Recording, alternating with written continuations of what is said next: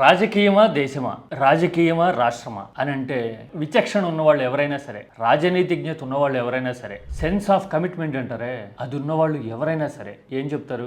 దేశమనో రాష్ట్రమనో చెప్తారు కదా. కానీ కేవలం రాజకీయం కోసం మాత్రమే ఆలోచించే వాళ్ళు మాత్రం దేశానికి సంబంధించిన విషయాల్లోనూ రాష్ట్రానికి సంబంధించిన విషయాల్లో కూడా రాజకీయ కోణాన్నే చూస్తారు, వెలికి తీస్తారు, పరువు కూడా తీస్తారు. వెనిజువేలాలో ఇప్పుడు ఇంత గందరగోళం జరుగుతూ ఉంది. అధ్యక్షుడిని రాత్రికి రాత్రి వచ్చి అమెరికా పట్టకపోయింది కదా. అక్కడ విపక్షం నుంచి వచ్చిన రెస్పాన్స్ చూసిన తర్వాత వెనిజువేలా అయినా, ఇండియా అయినా, ఆంధ్రప్రదేశ్ అయినా ఈ రాజకీయ నాయకుల బుద్ధి ఇంత కుత్సితమా, ఇంత ఇరుకు మనస్తత్వమా, వీళ్ళ రాజకీయ స్వార్థం ముందు రాష్ట్రమైనా దేశమైనా దిగదుడుపా అని అనిపించింది నాకు. వెనిజువేలాలో పొలిటికల్ రియాక్షన్స్కి, ఏపీలోను ఇండియాలోను పొలిటికల్ రియాక్షన్స్కి మధ్య అంత పోలికుందా? ఎలాగా?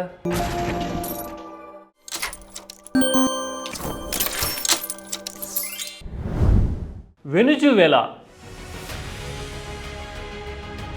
ఇప్పుడు ప్రపంచం అంతా మాట్లాడుకుంటున్న టాపిక్. ఇండియా లాంటి దేశాల్లో అయితే చాలామంది కన్నీరు కూడా కారుస్తున్న పరిస్థితి. నిజమే కదా, ఒక దేశ అధ్యక్షుడిని అమెరికా వచ్చి ఫ్రమ్ నోవేర్ గాల్లోకి ఎగరేసి పట్టకపోయింది అంటే ఈ నేల మీద సార్వభౌమాధికారం, చట్టం, నీతి, న్యాయం లాంటివి ఎక్కడున్నట్టు? నోవేర్ అని కదా అర్థము. ఒక దేశ అధ్యక్షుడికే ఇలాంటి పరిస్థితి వచ్చిందంటే స్వార్థ రాజకీయాలు చేసేవాళ్ళు ఎంతకైనా తెగిస్తారు, దేశాలని కాలరాస్తారు అని అర్థం కదా. మనం సరిగ్గా 22-23 ఏళ్ల కిందట ఇరాక్లో ఇలాంటి పరిస్థితి చూసాం, సేమ్ ఆయిల్ కోసమే.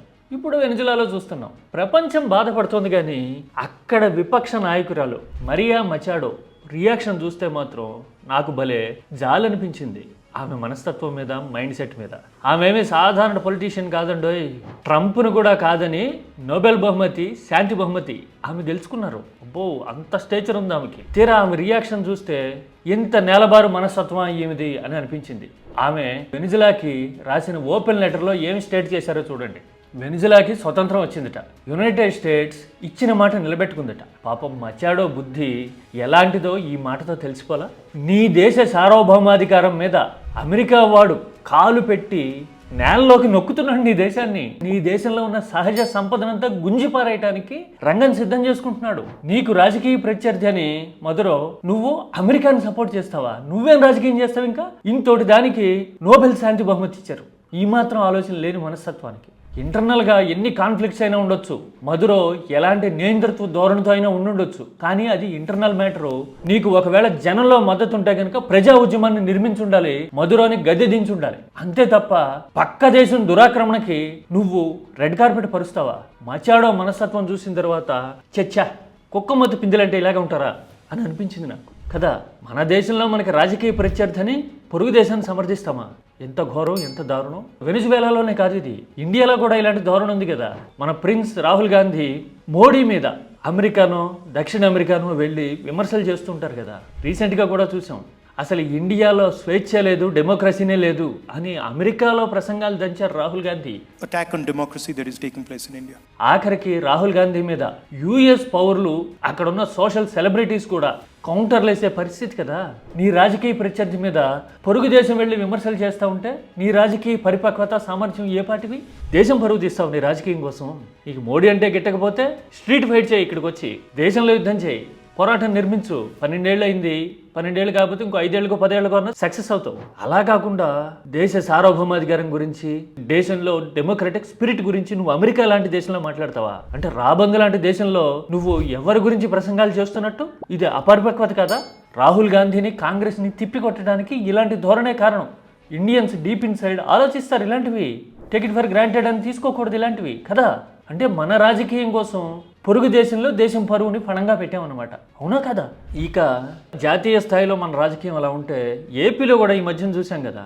మనకి రాజకీయ ప్రత్యర్థిగా ఉన్నాడని, సింగిల్ హ్యాండ్తో గెలిచి అధికారంలోకి వచ్చాడని రకరకాల ద్వేషాలతో మనం జగన్ మీద గ్రెడ్జ్ పెంచుకుంటాము. మీడియాలో నిరంతరం నెగిటివ్ వైబ్ చుట్టబెట్టేందుకు ఆ పార్టీకి, ఆ నాయకుడికి ప్రయత్నం చేస్తాము. అంటే చెయ్యండి, అది రాజకీయ ఎత్తుగడ. కానీ జగన్ అధికారంలో ఉన్నప్పుడు ఏపీని చీచీ అన్నారు అందరూ అని మాట్లాడారు. చూసారు చంద్రబాబు? ఒకప్పుడు ఏపీ అంటే చీచీ అనేవాళ్ళు. చూశారు కదా, స్వయంగా ఆయన చెప్పిన మాట. ఇదేమి ఎడిటెడ్ కాదు, నేను పూర్తిగానే చూపించా సెంటెన్స్. అది ఎక్కడదో తీసుకొచ్చి చూపించలే నేను. I'm very clear on that. మీకు ఇష్టం లేకపోతే జగన్ అనండి, వైసీపీని రాజకీయంగా ఎలా అణిచిపెట్టాలో ప్రయత్నం చేయండి, అంతేగాని ఏపీని చీచీ అన్నారు అని ముద్ర కొట్టడానికి మీరెవరు? After all it's about states identity కదా, ఆత్మగౌరవం కదా. తెల్లారులేస్తే ఆత్మగౌరవం గురించి ప్రసంగాలు దంచుతాము, ప్రత్యర్థి మీద ద్వేషంతో ఏపీని చీచీ అన్నారంటామా? రాజకీయ ప్రత్యర్థి వేరు, రాష్ట్రం ఐడెంటిటీ ఆత్మగౌరవం వేరు సార్. ఎవరు అధికారంలో ఉన్నా ఏపీ ప్రభుత్వమే అంటారు వాళ్ళని. అంటే మనం ప్రత్యర్థి మీద ద్వేషంతో విచక్షణ మర్చిపోయి ఇలా మాట్లాడుతుంటాం. ఇది ఎంత దారుణమైన పరిస్థితి అంటే, ఇవన్నీ చూస్తే వెనిజువేలా అయినా, ఇండియా అయినా, ఏపీ అయినా రాజకీయ స్వార్థం అనేది డ్రైవర్ సీట్లోకి వచ్చేసింది, విచక్షణ అనేది డిక్కీలోకి వెళ్ళిపోయింది. మనం అడ్డగోలుగా మాట్లాడడము, స్వీపీ కామెంట్లు చేయడము, రాజకీయ ద్వేషంతో దేశం పరువో రాష్ట్రం పరువో పణంగా పెట్టి రాజకీయ ఎత్తుగడలు వేయడం అనేది ఇప్పుడు అలవాటుగా మారుతుంది అందరికీ. ఇది చాలా దారుణమైన పరిస్థితి, రిగ్రెసివ్ సిచ్యువేషన్. ఆలోచన ఉన్న ప్రతి ఒక్కళ్ళు వివేకంతో అర్థం చేసుకోవాల్సిన పరిస్థితి ఇది, అవునా కదా?